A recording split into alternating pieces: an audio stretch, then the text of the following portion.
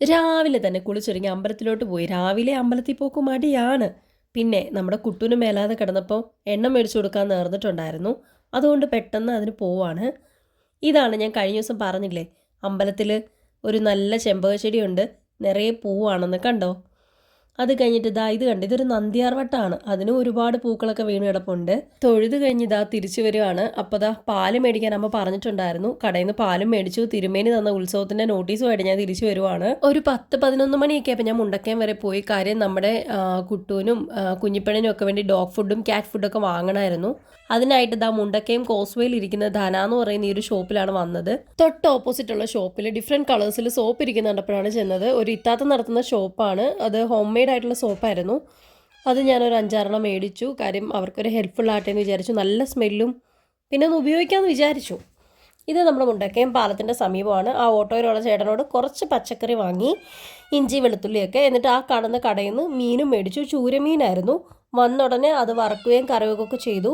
5:30 ആയപ്പോൾ മുണ്ടക്കയം വരെ പോയി. കാര്യം എൻ്റെ കൂട്ടുകാരി ആതിര ചേച്ചിയുടെ ഫ്രണ്ടിൻ്റെ ഒരു ഷോപ്പ് ഓപ്പൺ ചെയ്യുകയാണ്, ഇൻ്റർനാഷണൽ കൊറിയർ സർവീസ്.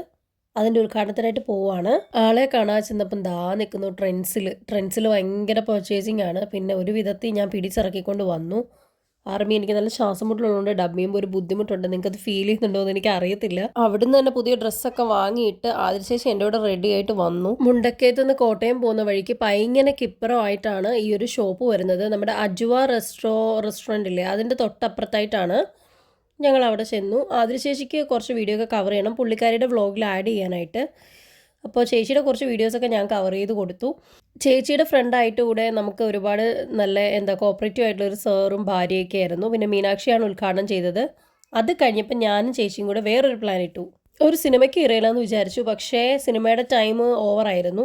ഇനിയിപ്പോൾ സെക്കൻഡ് ഷോയേ ഉള്ളൂ. അപ്പോൾ അതുവരേക്കും എങ്ങോട്ട് പോകണമെന്ന് ഇങ്ങനെ പ്ലാൻ ചെയ്തു. എന്നാൽ റംബൂട്ടാനിൽ പോയി ഫുഡ് കഴിക്കാമെന്ന് വിചാരിച്ചു. അങ്ങനെ നമ്മുടെ മുണ്ടക്കയം പാലം കയറി. പിന്നെ ആദ്യമായിട്ട് ചേച്ചിയുടെ വണ്ടിയാണ് ഞാൻ കയറുന്നത് കേട്ടോ.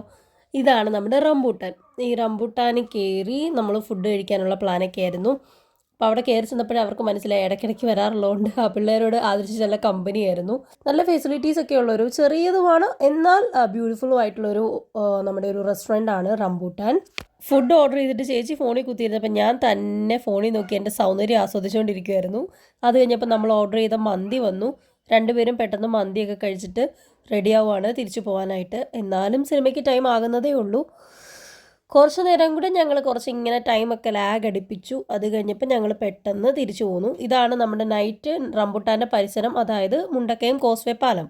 അത് കഴിഞ്ഞ് ഞങ്ങൾ RD തിയേറ്റേഴ്സിലേക്ക് പോയി. കോട്ടയത്തെ ഏറ്റവും വലിയ തിയേറ്ററാണ് RD തിയേറ്റേഴ്സ്. അവിടെ പോയി സെക്കൻഡ് ഷോയ്ക്കുള്ള തിരക്ക് കണ്ടല്ലോ. ട്രിവാൻഡ്രത്ത് നിന്നും നമ്മുടെ വാഗമണ്ണ് കാണാനെത്തിയ ഒരു ഗ്രൂപ്പ് കുട്ടികളെ കണ്ടായിരുന്നു. സ്കൂൾ കുട്ടികളാണ്. അവരെ കണ്ട് സംസാരിച്ച് നല്ല ഫ്രണ്ട്ലി ആക്കി ഫോളോയും ചെയ്യിപ്പിച്ചു. എന്നിട്ട് ഈ കൂട്ടാപ്പയെ കണ്ടപ്പോൾ വിഷമം വന്നേ. ബിരിയാണി വാങ്ങാനുള്ള പൈസ ഇല്ലാഞ്ഞതുകൊണ്ട് ഞാൻ കുറച്ച് അങ്ങോട്ട് പോയപ്പോൾ കോനാട്ടം എന്ന് പറയുന്ന ഒരു മാർക്കറ്റ് ഉണ്ട്, അവിടെ പോയിട്ട് ഞാൻ അവനായിട്ട് ബിസ്ക്കറ്റുമായിട്ട് വന്നപ്പോൾ അവൻ്റെ പണിക്ക് പോയി. പിന്നെ ഞാനും ചേച്ചി ഇത് കണ്ടോ, ഞങ്ങളുടെ തിയേറ്റേഴ്സ് കണ്ടോ, ഇതാണ് RD തിയേറ്റേഴ്സ്. നല്ല ബ്യൂട്ടിഫുള്ളാണ്. മമ്മൂക്കയും ലാലേട്ടനും അതുപോലെ നമ്മുടെ KPSC ലളിതാമ്മയും മുഹമ്മദ് ബഷീർ സാറും അങ്ങനെ ഒരുപാട് മഹത് വ്യക്തികളുടെ ഫോട്ടോസൊക്കെ ഫിറ്റ് ചെയ്തിട്ടുള്ള ഒരു തിയേറ്ററാണ്. നമ്മുടെ സ്വന്തം ബേസിൽ ജോസഫിൻ്റെ സിനിമയാണ്. ഞാൻ ബേസിൽ ജോസഫിൻ്റെ വലിയൊരു ഫാനാണ്. അപ്പോൾ സിനിമ സൂപ്പറായിരുന്നു. പൊന്മാൻ നിങ്ങൾ കാണാൻ പറ്റുവാണെങ്കിൽ തിയേറ്ററിൽ തന്നെ കാണണം. പടം കഴിഞ്ഞിറങ്ങി വന്നപ്പോൾ ഇതാണ് നമ്മുടെ RD തിയേറ്റേഴ്സിൽ നിന്ന് സെക്കൻഡ് ഷോ കഴിഞ്ഞ ആൾക്കാർ പോകുന്നത്.